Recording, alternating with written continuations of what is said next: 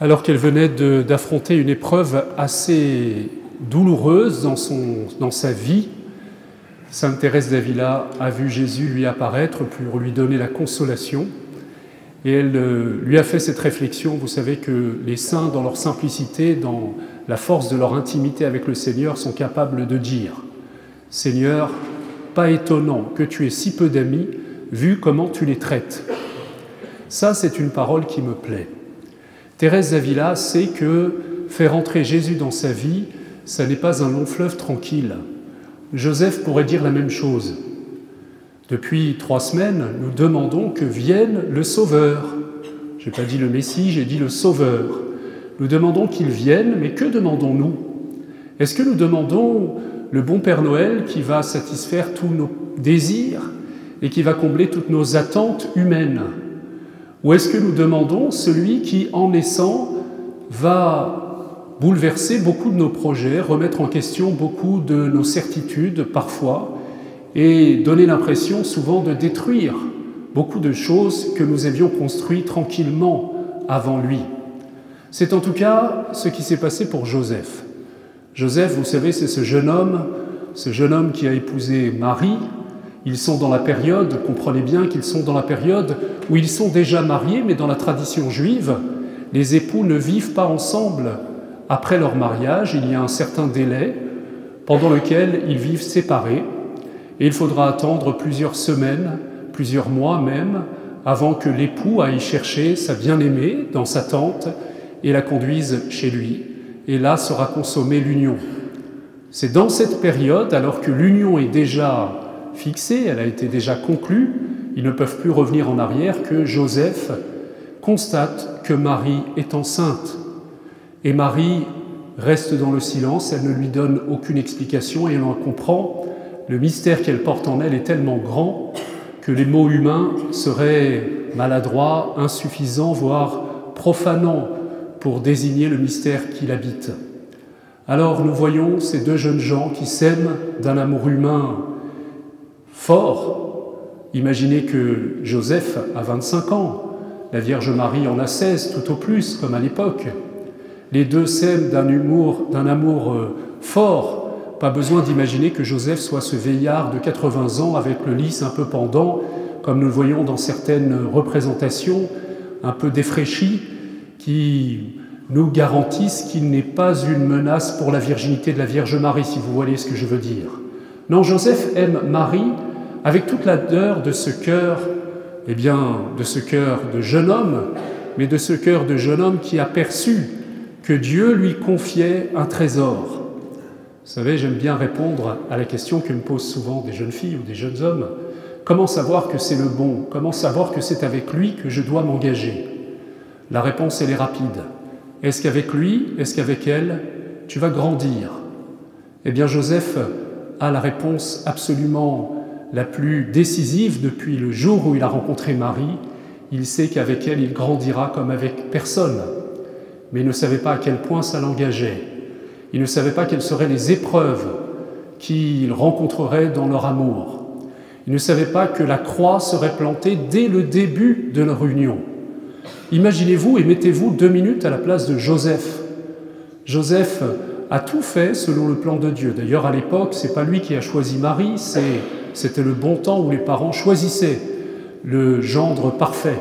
Donc dans la ville de Nazareth, on avait choisi le beau gosse, on avait choisi Joseph, le charpentier.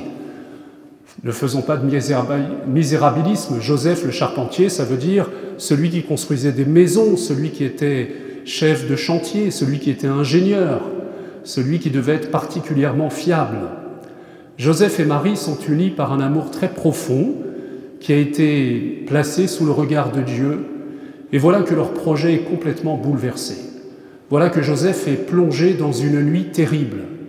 Voilà qu'il semble que Dieu semble reprendre ce qu'il avait donné.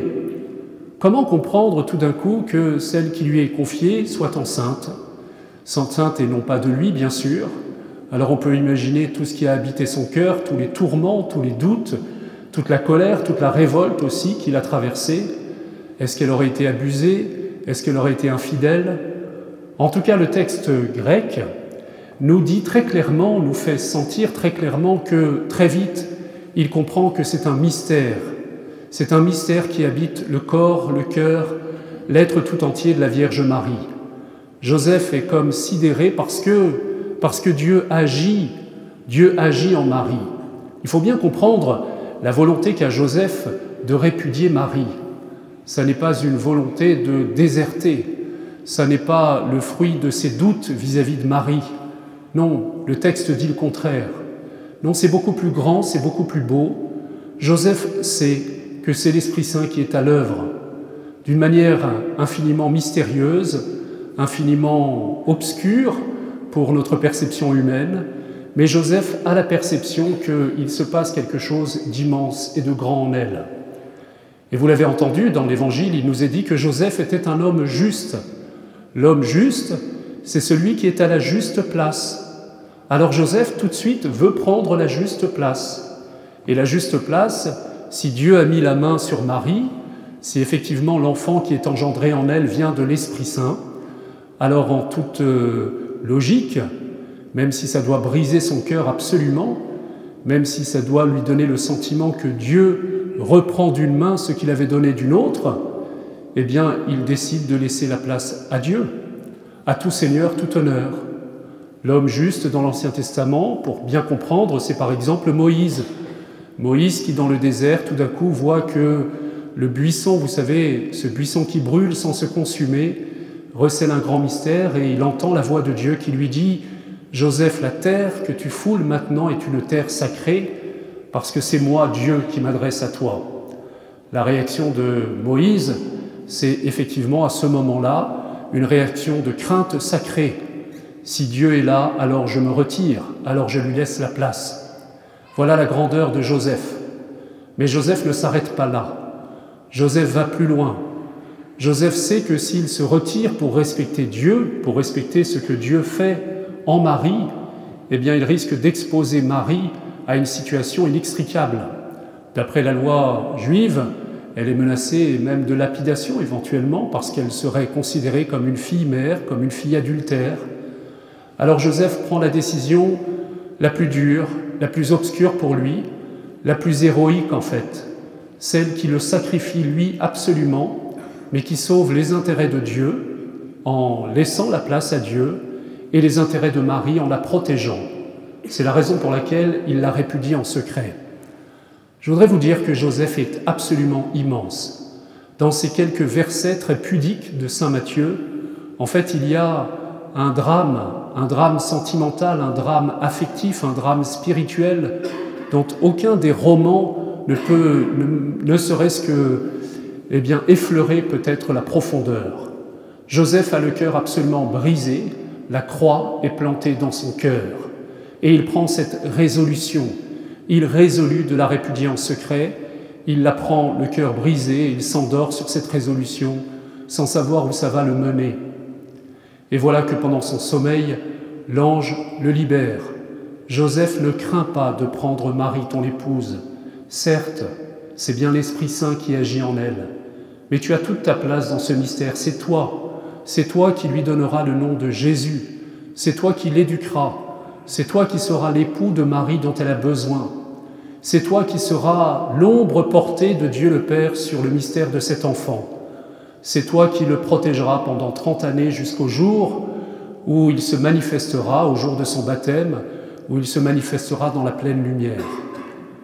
Je vous avoue que plus je considère Joseph, plus je l'aime, plus sa force, sa douceur, sa présence me saisissent. C'est grand ce que vit Joseph. C'est grand et c'est déchirant aussi, parce que lorsque Dieu fait immersion dans une vie, eh bien, ça n'est pas toujours rose. La Sainte Famille de Nazareth, la Sainte Famille de Joseph, Marie et Jésus, ça n'est pas la petite maison dans la prairie, vous savez. Ça n'est pas... on a tous un peu pleuré sur la petite maison dans la prairie parce qu'ils s'aiment beaucoup, il y a des pâquerettes, il y a du soleil qui brille, il y a toujours un moment un peu tragique parce qu'il y a le chien qui est malade, par exemple. Mais heureusement, à la fin, tout se termine bien parce que ce sont des gens bien. Alors Dieu va toujours les bénir au sens de les protéger de toutes les épreuves sérieuses de la vie. Ça n'est pas comme ça que Dieu agit dans nos vies. Que faisons-nous lorsque nous invitons Dieu dans notre vie? Eh bien, nous savons qu'il va prendre les commandes et que ça ne se fera pas de la manière que nous l'avions prévu. Et que même souvent, il va nous éprouver, il va bouleverser nos projets, il va sembler tout casser de ce que nous avions, avec les meilleures intentions du monde, voulu mettre en place. Et c'est ça l'épreuve de la foi, et nous devons tous la vivre. Peut-être que certains d'entre vous ont fait beaucoup de chapelets pour que la France gagne. Eh bien, vous vivez une épreuve. Je vais vous faire un petit témoignage personnel. Ma vocation a résisté à une épreuve infiniment grande que seuls les plus anciens parmi vous connaîtront. En 1982, à Séville, il y a eu une demi-finale de la Coupe du Monde que la France a perdue contre l'Allemagne dans des conditions épouvantablement injustes. Eh bien, le matin, le petit garçon de 9 ans que j'étais avait brûlé un cierge à la Sainte Vierge. Eh bien, rendez grâce à Dieu que je sois encore là à vous parler ce soir et que ma foi ait résisté à une telle épreuve. Courage, frères et sœurs. Les dons de Dieu sont grands, mais ils ne nous épargnent pas des épreuves. Parce qu'il y a deux attitudes lorsque nous invitons Dieu dans notre vie. Il y a l'attitude superstitieuse et idolâtre, ou il y a l'attitude de l'adorateur en esprit et en vérité. L'idolâtre, celui qui est superstitieux, veut un Dieu qui satisfasse tous ses désirs. Alors si c'est un Dieu qui porte bonheur, eh bien, renoncez à Jésus et mettez plutôt sur votre maison un fer à cheval, comme on fait parfois, ou demandez que le bon sort vous protège. Il y a des maisons où on met le Sacré-Cœur à la place du fer à cheval. Ça n'est pas un porte-bonheur, ça n'est pas un principe de précaution spirituelle, ça n'est pas une garantie que tout ce que nous voudrons voir se réaliser le sera. C'est au contraire une manière de dire à Jésus « Tu es chez toi, chez nous, et ne te gêne pas », comme disait Thérèse de Lisieux. Elle disait une fois dans une prière à la Vierge Marie « Dis bien à Jésus que je lui ai donné ma vie et que jamais il ne se gêne avec moi, qu'il prenne ce qu'il veut prendre, qu'il éprouve ce qu'il ait besoin d'éprouver, mais surtout qu'il réalise ce qu'il veut réaliser dans ma vie. » Ça veut dire que l'adorateur en esprit et en vérité ne met pas la main sur Dieu. Il n'enferme pas Dieu dans ses petits projets, dans ses petits rêves à lui. Il n'instrumentalise pas Dieu, au contraire, il se livre à lui, il abandonne sa vie et il accepte que beaucoup de choses soient modifiées par rapport à ses projets. Il laisse Dieu planter sa croix, la croix de Jésus dans sa propre vie. Vous savez, moi j'ai une particularité, comme beaucoup d'hommes, je déteste dans une voiture que ce soit une autre personne qui conduise la voiture, parce que j'aime bien maîtriser ma vie. Eh bien, imaginez-vous, c'est ça l'effusion de l'Esprit Saint, lorsque nous demandons à Jésus et à l'Esprit Saint de prendre la place et la première place dans notre vie, imaginez-vous que vous preniez quelqu'un en autostop et qu'il monte, qu'il prenne le volant et qu'il vous emmène là où il veut aller et qu'il vous laisse sur la banquette arrière. C'est cela la vie en Dieu, c'est cela se livrer à Dieu, c'est cela laisser les commandes à Jésus. Et c'est ce que Joseph a fait, c'est ce que Joseph et Marie ont fait.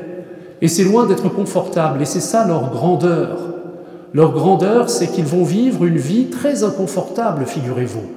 Et il faudrait que nous revoyions un peu nos images de la Sainte Famille.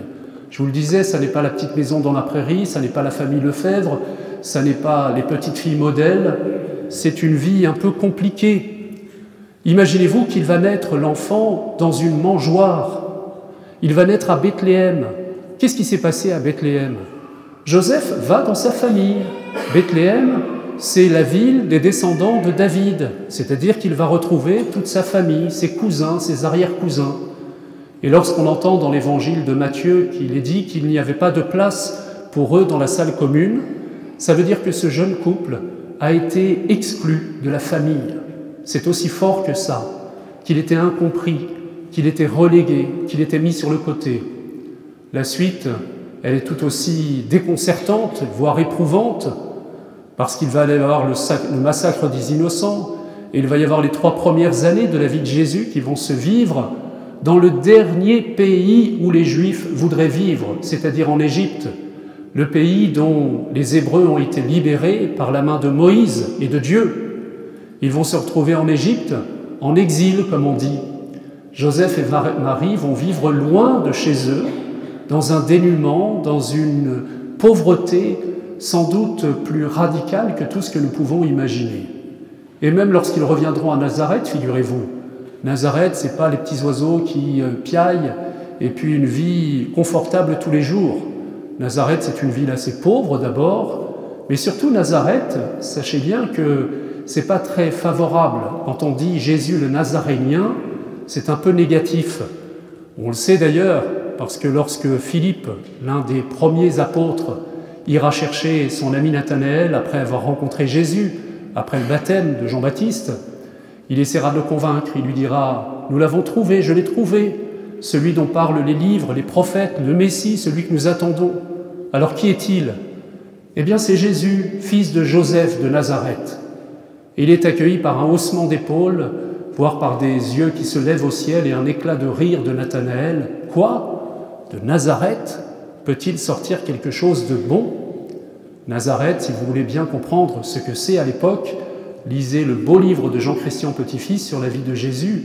L'historien nous montre bien que c'est une ville qui n'a pas très bonne réputation. Les habitants de Nazareth sont réputés pour être à la fois un peu bêtes et orgueilleux. Donc Jésus fait partie du clan des Nazaréniens et il va vivre dans cette réalité-là. Et je pourrais allonger et évoquer toutes sortes d'épisodes de la vie cachée de Jésus à Nazareth. C'est dire que faire entrer Jésus dans leur vie pour Joseph et Marie, eh bien c'est perdre le contrôle, c'est accepter de lâcher la maîtrise sur leur propre vie.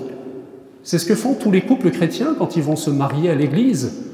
Il y en a beaucoup qui pensent que le mariage à l'Église, eh bien c'est Jésus qui nous bénit et qui nous met à l'abri de toute épreuve.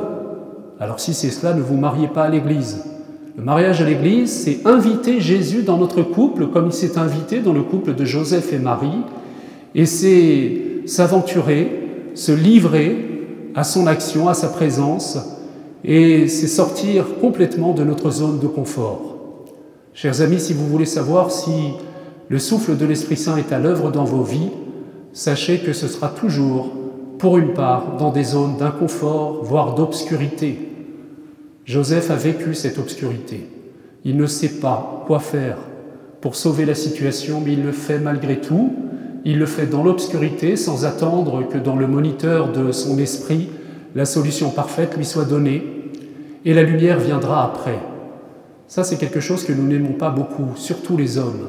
Nous aimons bien nous engager à condition d'être sûrs, d'être à l'abri, d'avoir toutes les garanties, et surtout dans notre société actuelle, d'être bien protégés par le principe de précaution. Eh bien, chers amis, ça n'est pas la voie que l'Esprit Saint vous invite à suivre, ça n'est pas la voie que Jésus nous invite à vivre, ça n'est pas ce Seigneur-là, ce Messie que nous attendons à Noël, c'est celui qui, en s'inventant dans nos vies, eh bien, prend la direction et va dilater nos cœurs, et il faudra pour cela beaucoup d'épreuves pour qu'il nous donne les dons à sa mesure et non pas à notre propre mesure. Je terminerai là-dessus. Vous savez, on dit que le péché originel, c'est l'arbre de la connaissance du bien et du mal, c'est un peu obscur pour nous. En réalité, il faudrait traduire en langage contemporain ce que Adam et Ève ont voulu, c'est tout maîtriser, c'est l'arbre de la maîtrise. Je veux maîtriser ma vie, je veux maîtriser la vie de mon couple et de l'autre, je veux que tout ce que je vive soit bien à la mesure de ce que je souhaite. Eh bien, précisément, ça n'est pas la voie que Dieu leur proposait. Il leur offrait l'arbre de vie planté au milieu du jardin, c'est-à-dire laisser Dieu vivre ce qu'il veut vivre dans nos vies, laisser Dieu nous bousculer, laisser Dieu nous éprouver parfois, et laisser Dieu dilater nos cœurs aux dimensions de ses promesses. Amen.